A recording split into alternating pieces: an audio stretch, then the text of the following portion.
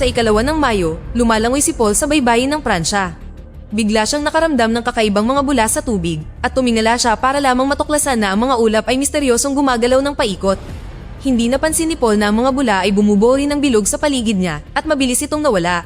Kalaunan sa bahay, sinubukan ni Paul na magluto, ngunit natuklasan niyang hindi gumagana ang gripo sa kusina.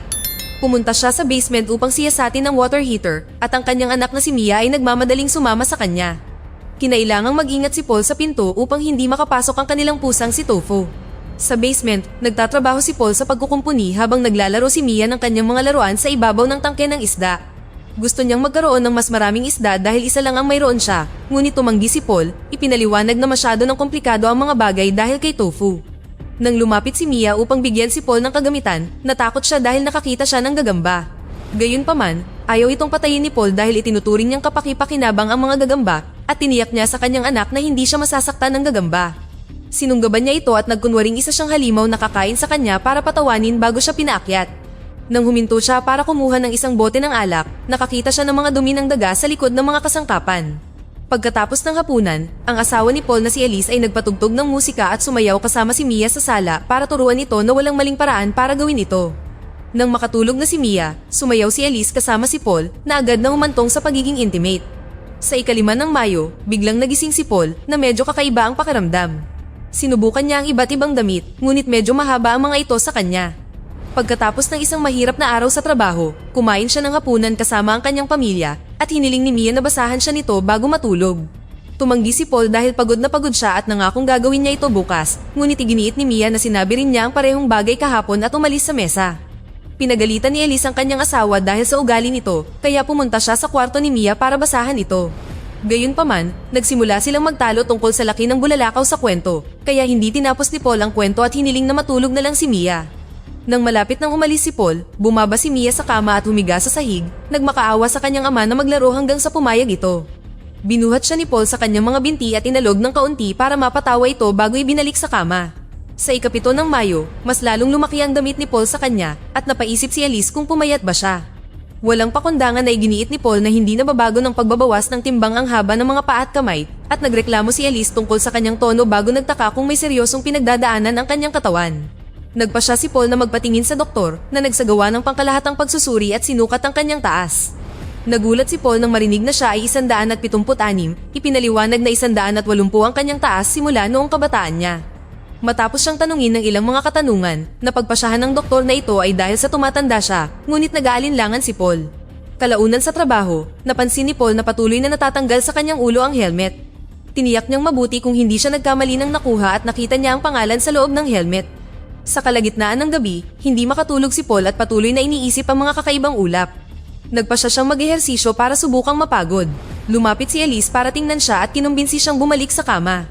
Sa ika-20 ng Mayo, naliligo si Paul at napansin niyang masyadong mataas ang shower head. Biglang natanggal ang wedding ring mula sa daliri niya at gulat na tinitigan ng kanyang kamay. Nang pumunta siya sa kusina, natuklasan ni Elise na mas maliit na ang asawa niya kaysa sa kanya. Sa pagkakataong ito, pumunta si Paul sa ospital para sumailalim sa maraming pagsusuri, mula sa full body scan hanggang sa mga blood test. Pagkalipas ng ilang oras, sinabi ng doktor kay Paul na normal ang lahat ng resulta. Gayunpaman, ang kanyang taas ngayon ay 165 at ang kanyang timbang ay 63 kilo na nangangahulugang nabawasan siya ng 15 centimeters at 10 kilo sa loob lamang ng ilang linggo. Sa kasamaang palad, ngayon lang nakakita ng ganitong kaso ang doktor at walang maipaliwanag. Pero sa tingin niya ay tuloy-tuloy ang pagliit ng katawan niya at patuloy pa rin itong mangyayari. Pagkatapos, mas marami pang pagsusuri. Hindi mapigilan ni Paul ang pag-iisip tungkol sa dugo sa ospital at sa mga kakaibang ulap na hanggang sa puntong pinagmumultuhan siya ng mga bagay na ito sa kanyang mga panaginip. Nang magising siya sa ospital pagkatapos ng isa na namang bangungot, napagdesisyonan niyang nagsasayang lang siya ng oras at umalis. Sa bahay, mas napapansin ni Paul ang kanyang laki dahil hindi naabot ng kanyang mga paa ang sahig kapag nakaupo siya. Pakiramdam din niya ay wala siyang koneksyon sa kanyang pamilya at hindi niya pinapansin ang mga tawag sa telepono mula sa ospital. Kalaunan, napakaliit niya na para siyang manika sa upuan. Naisip ni Elise na dapat silang lumipat at iwan si Mia sa kanyang mga lolo't lola hanggang sa malutas nila ang issue. Ngunit nang tanungin niya si Paul kung saan niya gustong pumunta, sarkastiko niyang sinagot na circus. Nagsisimula na siyang mag-alala sa nagbabantang presensya ni Tofu. Kaya, pinalabas ni Elise ang pusa at nilock ang pinto ng alagang hayop. Sa ika-30 ng Hunyo, si Paul ay kasinlaki na ng isang cellphone. Tinititigan siya ni Tofu sa bintana, sobrang nanguhumaling na hindi siya nagagambala sa ulan. Nang dumating si Elise kasama ang mga potensyal na bibili ng bahay at inilibot sila sa paligid, nagpanik si Paul at nagtago sa ilalim ng kama. Labis na nalungkot nang marinig silang nag-uusap tungkol sa kanyang pinakamamahal na bahay na parang isang produkto. Nang makaalis na ang mga bisita, sinigawan ni Paul si Elise dahil hindi niya sinabi sa kanya na may darating na mga tao dahil magiging mapanganib para sa kanya na makita ng iba. Nagalit din siya na ibinebenta nito ang bahay nang hindi siya kinukonsulta, kaya iginiit ni Elise na nabanggit na niya ang ideya. Patuloy lang na sumisigaw si Paul at sinabing ito ay kanyang bahay, kaya kinailangan siyang paalalahanan ni Elise na wala na silang income. Hindi alam ni Elise kung ano pa ang gagawin dahil ayaw magpagamot ni Paul at ang mga salita nito ay naging dahilan upang mapuno si Paul. Sinabi niya na ang paggamot ay para sa mga may sakit, ngunit siya ay ganap na malusog, kaya ayaw niyang pag-eksperimentuhan ng mga walang kwentang laboratorio. Nagalit din si Elise at nang sumigaw ito, ang lakas ng boses nito ay napakalakas na halos tumalsik si Paul sa counter.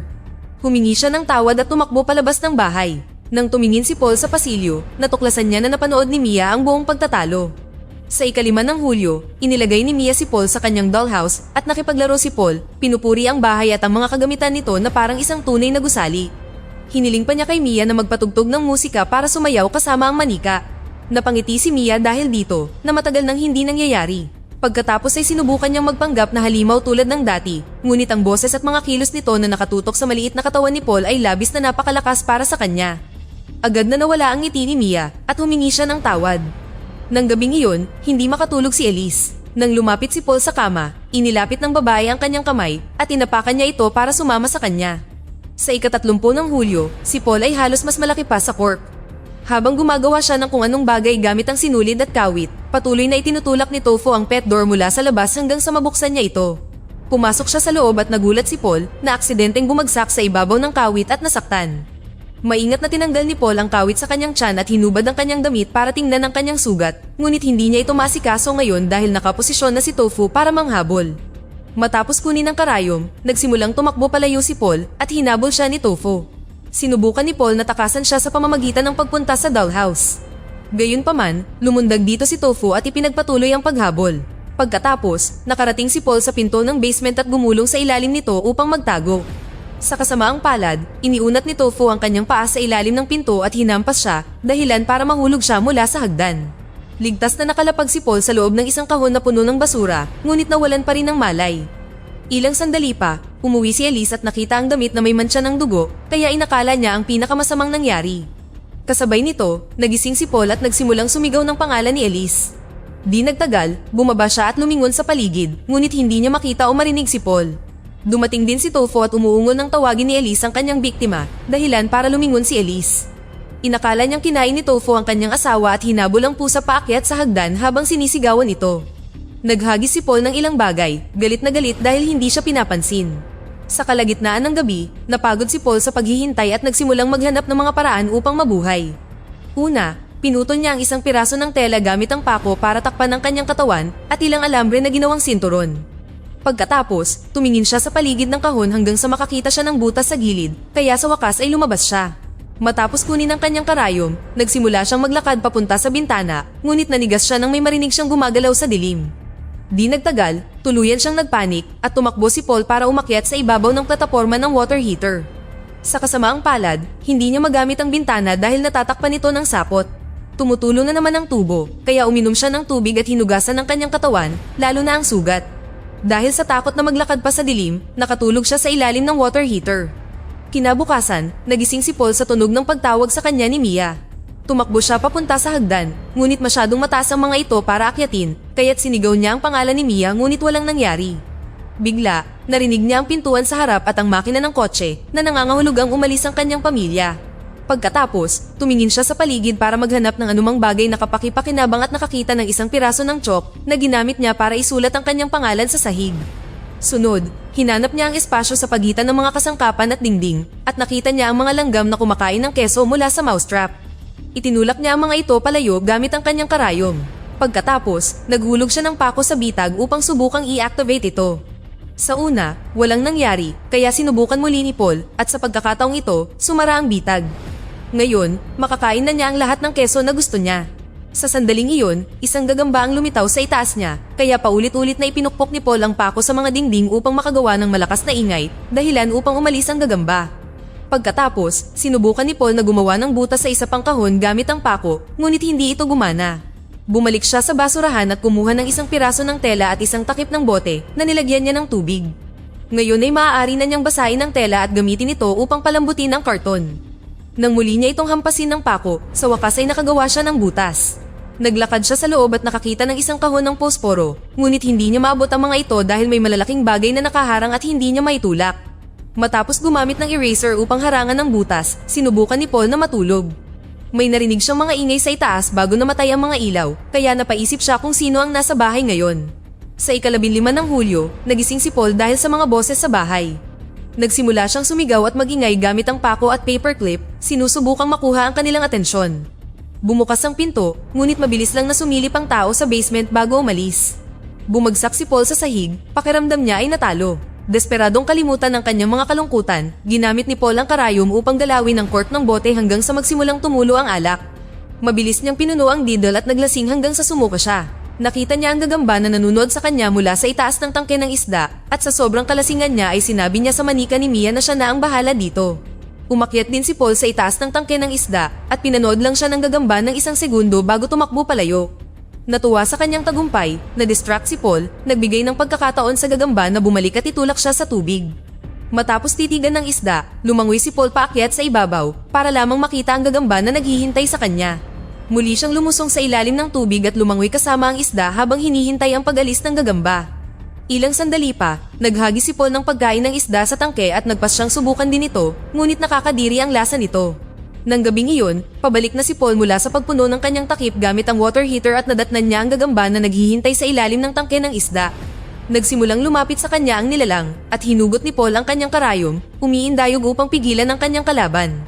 Nagawa niyang tamaan ang mga paa nito ng ilang beses, ngunit ayaw sumuko ng gagamba. Tumakbo si Paul upang magtago sa likod ng paa ng kasangkapan at agad siyang sinundan ng gagamba. Kaya, tinusok niya ito ng karayom ng ilang beses hanggang sa lumayo ito. Gayunpaman, inakyat ng gagamba ang kahoy na paa at sinubukang atakihin siya mula sa itaas. Kaya, tinusok ito ni Paul ng 1 beses bago tumakbo palayo. Nagpatuloy ang habulan sa ilalim ng mga kasangkapan at natisod si Paul sa mga cable. Umakyat ang gagamba sa ibabaw niya, kaya sinubukan ni Paul ang kanyang makakaya upang ipagtanggol ang sarili. Nang makakita siya ng ilang piraso ng kahoy, kumuha siya ng isa at sinaksak ang mga mata ng nilalang hanggang sa lumayo ito sa kanya. Nang sigawan nito ni Paul, tumakbo ito palayo upang magtago. Pagkatapos, nagawa ni Paul na gumawa ng bagong butas sa kahon at sa wakas ay nakuha ang mga posporo. Dahil hindi gaanong malakas ang kanyang maliit na katawan, kinailangan niya ng ilang pagsubok sa iba't ibang posporo para sa wakas ay magkaroon ng apoy. Ngayon ay maaari na siyang magsindi ng maliit na siga upang manatiling mainit. Kumain siya ng keso habang kausap ang manika ni Mia, binanggit kung gaano niya namimiss ang kanyang pamilya at hiniling sa manika na iparating ang kanyang mensahe kay Mia kung sakaling makita niya itong muli. Sa paglipas ng mga araw, pinanatili ni Paul ang kanyang kalusugan sa pamamagitan ng pag-eehersisyo, pagkain ng keso, at pagtulog sa loob ng kahon. Sa ika-20 ng Hulyo, nakarinig siya ng ingay at nagmadali sa hagdan upang makita ang isang lalaking pababa.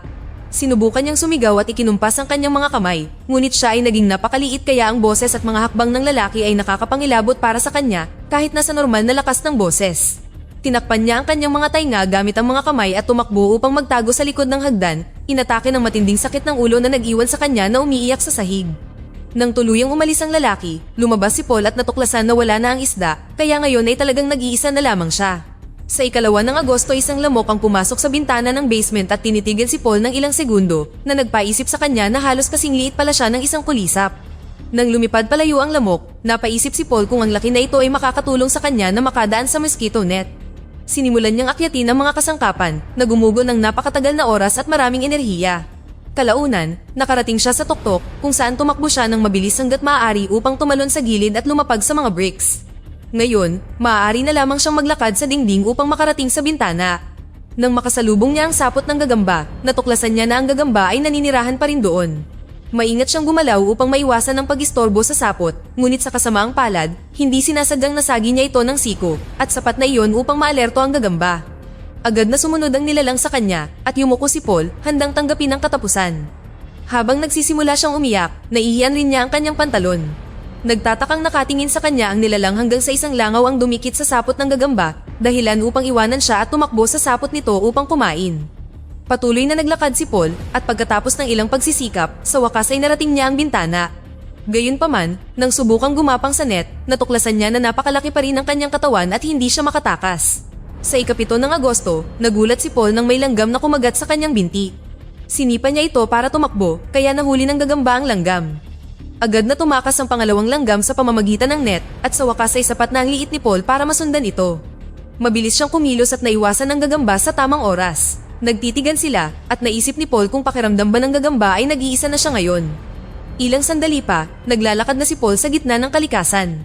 Mas mataas ang damo kaysa sa kanya at napakalaki ng mga patak ng tubig. Ang simoy ng hangin na dulot ng lumilipad na paru-paro ay humahaplos sa mukha ni Paul at nagtitigan sila ng ilang segundo bago lumipad ang paru-paro.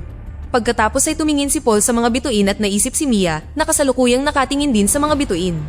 Dito na nagtatapos ang ating kwento. Sana ay nagustuhan nyo. Mag-subscribe na kung hindi ka pa nakasubscribe, pindutin na rin ang notification bell at like button upang matulungan ang channel at mag-iwan na rin ng komento.